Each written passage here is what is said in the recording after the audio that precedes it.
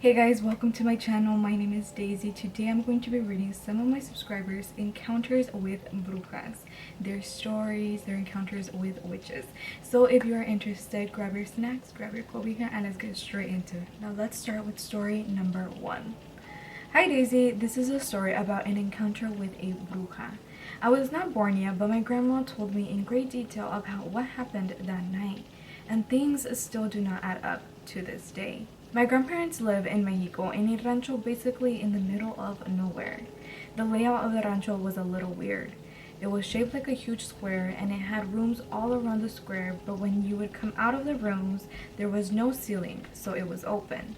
They had super high walls surrounding us so nobody can climb in, and the main entrance door had plenty of locks on it. Keep this in mind. So my grandma told me that one night my mom and my youngest uncle and 2 of my aunties, including my grandma, slept in the same room. So imagine 2 rooms together with the wall in between and an opening for a door, but with no actual door. Well, my mom and my uncle slept in the same bed, with my brother in between them. My uncle had the side of the bed where it was touching the wall. I would like to note that the bed had a high frame at the foot of it. Keep all of this in mind. My brother was wrapped into a tight little burrito so he wouldn't wiggle his way out of the blankets. He was about 4 to 5 months old. My grandma and my aunties were sleeping in the room next to them. A few hours after everyone fell asleep, my grandma said that she heard something fall, and she immediately thought of my brother. Although there was no one crying, she still went to go look for him. She looked at the sides of the bed, and he wasn't anywhere to be seen, at least in plain sight. My grandma tried to wake up my mom, but she wasn't waking up. So my grandma just kept looking around to look for my brother, and she somehow decided to look under the bed. And there he was, laying on his tummy, sound asleep, and she gently pulled him out of there. She was confused on why he was asleep and why he wasn't crying. Keep in mind, the floors are pure concrete. She woke up one of my aunties and told her what happened, and they both tried to wake up my mom again, but she still wouldn't wake up. In the morning, they checked my brother for bruising from the fall and didn't find anything. My 3 uncles who slept in a separate room said they woke up to loud noises and female voices, but they said the noises were coming from above their room. They were too scared to go find out what was there. Another chilling part of this story is that my mom told my grandma that she was aware about what happened that night. She could hear my grandma and my aunt calling her to wake her up, but she said the voices sounded far away and muffled. It's like her mind was conscious, but her body wasn't. My mom is not a strong believer in the paranormal, and she doesn't like talking about this topic. My grandma said that at that time there was a lot of children going missing, and that witchcraft practices were being performed everywhere. Nobody can figure out how my brother ended up under the bed. Everyone was asleep. My brother was too little to wiggle himself out and had no ability to climb over my mom to end up on the floor, and without crying. Someone had to physically take him out of the blankets and carry him off the bed. I have heard that witches have the ability to make people fall into trances where they can't feel their surroundings. I'm wondering if that's what happened here. This story brings me chills every time I think about it. Love you, Daisy. Stay safe. Love you too. Thank you so much for writing in your story. This is crazy. Your poor mom hearing everything and not being able to wake up. Good thing your brother was found safe, just sleeping. I could just imagine a little baby sleeping under a bed. Oh my god, so innocently. I wonder what your brother feels, that he was handled by a possible witch, and thankfully nothing bad happened to him or anyone, because even your uncles were hearing some stuff in the other room. I wouldn't wish that on my worst enemy, to be honest. That just seemed like very, you just feel helpless in a situation like this. Thank you so much for writing in. I loved your story. Thank you so much. Now moving on to the next story. Hey Daisy, what's up? Me llamo Isaí. I hope I'm pronouncing it right. Sorry if I butchered it. And I wanted to share 2 experiences my tia had with her family in Mexico a couple years ago when me and my cousins were little. So about 2 or 3 years after my cousin Raulito was born, my tios decided to go to Mexico for a family trip to visit our hundreds, if not thousands of cousins over there in El Fraile or Pacula Hidalgo. So on their visit, there were 2 instances where my 2 older cousins, Emily and Daisy, and my tia Lupe were outside of their home and were staring into La Sierra, or just like some mini mountains of trees in a forest area. Well, they couldn't sleep and decided to go outside to get some fresh air. My oldest cousin, Daisy, said that she started to see some what appeared to be some fireball or like a sphere of energy moving around randomly in the distance. This sphere split and became 4 spheres, just jumping around and then disappeared. My cousin ran inside with my other cousin and tia and quickly prayed and slept. In the morning, they talked to my abuela about what had happened, and she did not seem surprised. My grandma told them that it was a little on the common side to see these phenomena occur, as she explained that these spheres of energy could be the spirits of brujas. So one night, all of my tia's family was sound asleep when all of a sudden there was a thud on the roof. And then it sounded like a bird was flapping its wings against the roof of the house. It was an owl. Now, in the area where they lived, it is known that owls usually have to do with witches. The owl kept flapping its wings and then stopped. Then a tap was heard outside of the window where my little cousin was sleeping in his crib. My tia had already woken up by the flapping and went to check on my little cousin. And what she saw next terrified her. She saw what appeared to be an outline of a short woman outside the window, and my tia immediately got down on her knees and prayed. After praying, she did not see her anymore. In the morning, my tia went to my abuela and explained what had happened, and my abuela looked terrified. She told her it was a good thing she prayed because these women are witches, out to hunt little children. To explain without going into gruesome details, these witches were known to steal little toddlers or babies and take them to sacrifice them and literally drink their blood and kill them. It's so messed up, but I'm glad my little cousin and everyone is safe.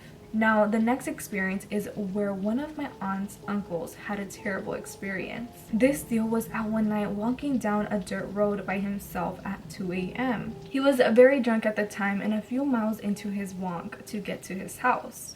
This owl starts flying around him. He got very annoyed quickly. He went as far as to try to punch this owl. Well, worst mistake he could have done, because this owl flew in front of him, and I kid you not, this owl manifested itself into an old woman. The tío did not even think twice about it and ran a whole marathon to his house. He to this day has not drank any more beer. Literally, se le quitó lo borracho. Imagine something shapeshift before your eyes. Like, you think it's a bird, you think it's a dog, you think it's a pig, you think it's a goat, but then it's like something crazy. But yeah, people claim that lechuzas are, brujas can shapeshift into lechuzas, and there is also a different belief that lechuzas are just messengers, more not messengers, but like, como se dice, like they are the ones que, like, they're a little spy for the bruja. Let me know on your guys' understanding of lechuzas when it comes to witches and brujas, because that's what I've heard. And honestly, this owl is like cute and scary at the same time. Am I the only one that thinks that? Like, it's sometimes cute and then it's sometimes hella scary. I'll show you guys right here. You guys are probably seeing it right now. But your story is crazy. Like, the heck you guys have experienced. Maybe it's in this pueblito, in this pueblo, like there is more encounters with brujas in the area. There's more, it's like more of a common practice there, but that is scary. Oh my god, your poor tío. Well, thank you so much. This was crazy. These stories are hilarious at the same time. The last one was bien, but thank you so much. So now moving on to the next story. Hi beautiful, my name is Vanessa, and for starters, let me just say how much I love and how obsessed I am with your channel / stories. Thank you so much, girl. Thank you. Although I have trouble sleeping, I still watch, LOL. with that being said, let me share with you and your subscribers about mine and my sister's experience. Thank you so much. You're true, like, you guys mean a lot to me. Oh, I love you. This was back in 2007. We were sleeping over my friend Perla's house. She lived upstairs above us. On that night, her and her family had gone to church. Don't know what church, but they were told that that particular night they'd hear or see something weird slash rare, something indescribable. That evening, we were watching movies up till nighttime. It was around 9-10 p.m. and we were setting up our side of the living room to sleep. My sister was adjusting the blanket on one of the couches near the window. My friend and I were talking when my sister suddenly said, "There's a tree flying." Obviously, we laughed because we knew that was impossible. When she said it again and pointed out the window, I walked over to see what she was talking about. There was a floating object hiding behind the tree. After I approached, my friend and her younger sister, Mitzi, walked over. My friend Perla turned off the light and we noticed the floating object getting closer. My friend turned the lights on and we noticed how quickly it hid behind the tree again. We played with the lights multiple times to see if it would show itself again and if it would hide again. Once we saw that this particular thing was playing with us, we decided to tell my friend's mom. As we called her over, the neighbors' dogs started barking aggressively. They were looking up and almost wanted to lunge their way up as they barked, looking at this thing. I remember calling my mom and asking her if she could step outside and if she could tell me if she saw anything up in the sky. She said no. Of course, my mom asked questions and asked if we were okay, but when you're shocked and startled, you do not want to explain anything. You just want to make yourself believe it isn't anything. As soon as I hung up, my friend's mom told us, "Esto es lo que nos dijeron hoy. A nosotros nos tocó ver algo raro." Till this day, I do not know who exactly it was that she called, but we were told to pray. My friend's mom at the time was pregnant. She placed her hand on the wall to hold her balance, and as we were about to pray, it was as if something or someone shoved her. We were all looking at one another, scared as hell. I remember my sister crying on the side. My friend's mom told us to move into her room, and once we did, we hid by the bed, and that's when we heard an evil laugh. We all turned our heads and looked towards the window, and that's when we all saw the shadow of a floating witch, a bruja. The room had red curtains and the silhouette of hers was perfectly formed. Her laugh was evil and loud. I felt chills around my entire body. None of us moved. We all just stared at each other. My friend's mom whispered to us to not move and to try our best to ignore her. The night seemed and felt so long. We couldn't sleep, and none of us did sleep that night. Once the sun came up, my sister and I decided to go back home. None of us spoke about what happened. Till this day, we still trip out on that experience. And when we let people know what we experienced, no one believes us. I'm so sorry if this was so much to read, but I thought I'd share this unexplainable experience. What? No, first of all, no need to apologize. That was crazy. That was weird. That was okay. I have questions, but like, what was that church? And what the hell? Why did they say like you guys are gonna experience something? Like, those were some bold statements that the church did, and the fact that it happened, and the fact that you guys were caught in the middle of it. I'm assuming you guys were younger, probably in your teens maybe, but even though, like, that's some traumatizing stuff. But I hope all is well with you guys, and if you have any more stories, send them my way. This was definitely interesting. It got me thinking now about this possible church. But thank you so much for writing in. So now moving on to our last story. Hey Daisy, I've recently started watching your videos and I'm so obsessed. I am so glad. Thank you so much for watching. Listening to all of the stories, predominantly from other Mexicans/Latinos, is always entertaining because it's something that we all grew up on. One of my favorite things about getting together con la familia is when the tone of conversation shifts and everyone recounts one of the paranormal stories. Honestly, same me. I love that. Well, you already know. Well, anyway, enough of that. I wanted to tell you a few stories of my mom's chilling paranormal experiences. My mother has always had paranormal occurrences happen to her, and she has always been sure that someone who practices brujeria has cursed her. For nearly 20 years, my mom has worked a job that requires her to get up at 3 a.m. La hora de las brujas, as you already know. Not only does she have to wake up early for work, but she has to commute to work for a somewhat long drive in the middle of the night. There was a long period where my mom would have scary stuff happen to her as she was going to work. One of the most chilling things that have happened to her took place over the span of a few days. She says for a few nights in a row, she would reach a certain point in her commute to work in the dead of the night where there was no cars around. And she says that she would see a very large dark bird rise from the road up to the driver's side window and would follow her for a few minutes. This could possibly be explained with logic and reason, but the strange thing is that the road she drove through has a speed limit of 70 miles per hour. How is it possible for a bird to go that fast?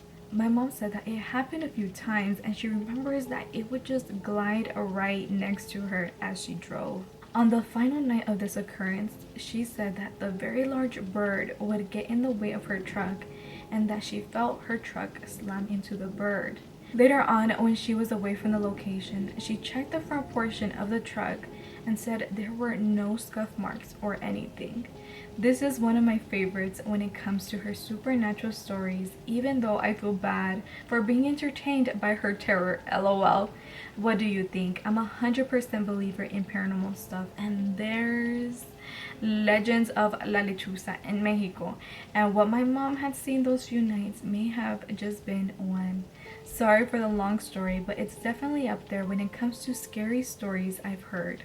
Hope you enjoyed. Anonymous. So guys, I'm literally checking right now the different speeds of birds, and there is a bird that flies 200 miles per hour. I think the fastest bird is 242. That is insane. The more you know. But come on, like, do you think it's one of these? I doubt it. But this one was just strange because it was just gliding along the car for a couple of days. Not one day, not 2 days, for a couple of days, gliding along your mom's driver's side. Like, what? That's weird. I don't know if that's like a common pattern for birds. Let me know. What do you guys think? I do think it's a lechuza because that's just strange. It's strange that it was just attached to your mom as if it was surveilling her, kind of, I guess. I'm gonna use that word, whatever. But let me know what you guys think. Leave your guys' comments down below. Very interested. If you guys have any lechuza stories, send them in to daicyspooks@gmail.com. okay? I'll leave it here for you guys to go write in your stories. So that was it for today's video. I hope you guys enjoyed. If you guys would like to send in your scary stories, please send it at daicyspooks@gmail.com, and I hope to read your guys' stories very soon. But other than that, I hope you guys enjoyed, and I'll see you guys in the next one. Bye.